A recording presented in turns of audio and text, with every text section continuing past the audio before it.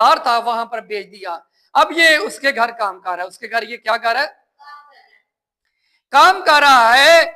और कलमगस में लिखा कि उसके आका ने देखा कि खुदावंद उसके साथ है। खुदावंद उसके किसके, खुदावंद यूसुफ के साथ है। वो जिस काम को हाथ लगाता है खुदावंद उसमें उसे कबालमंद करता है। हालेलुया। और यूसुफ के खातर खुदा ने उसके आका को बरकत बख्शी, घर की चीजों में, खेत में, सब कारोबार में खुदा ने उसे बरकत बख्शी, क्योंकि खुदा के कलाम में लिखा कि तुम बरकत के वारिस हो, बरकत के लिए बुलाए गए हो। हालेलुया। अगर आपकी जिंदगी में मुसीबत आए, परेशानी आए, आप दुख में चले जाए, आप घबराए नहीं, परेशान ना, क्योंकि खुदा अपने लोगों में मुसीबत में उनके लिए क्या करता है, मदद करता है, उनके लिए भलाई पैदा करता है। और यूसुफ जो था, इसकी 17-18 साल उम्र थी, खूबसूरत था, नौजवान था।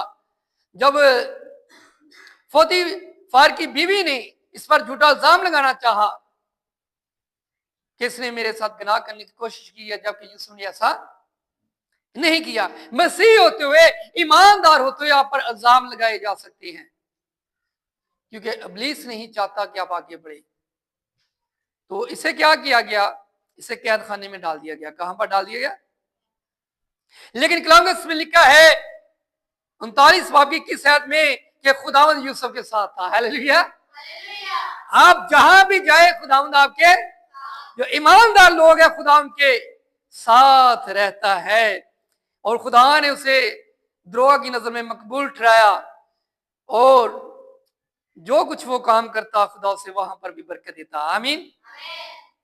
फिर वहां पर 2 लोग थे, तो उन्होंने 2 ख्वाब देखे। यूसुफ ने उन दोनों की तबीर बताई कि एक जो है 3 दिन के बाद हाई पाएगा और वो बादशाह को मैं पिलाया करेगा। क्या पिलाया करेगा, मैं। और जो दूसरा है वो भी 3 दिन के बाद रहा किया जाएगा, लेकिन बादशाह उसे कत्ल करेगा, दरख्त पर लटका देगा।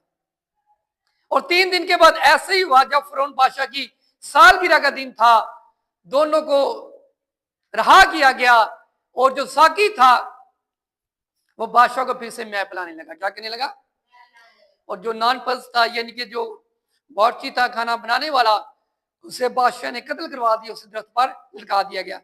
तो यूसुफ ने उनसे कहा था कि जब तुम रहा किए जाओगे तो मुझे क्या करना, याद रखना। लेकिन वो भूल गए। तो 2 साल के बाद फिरौन बादशाह ने भी ख्वाब देखा। क्या देखा,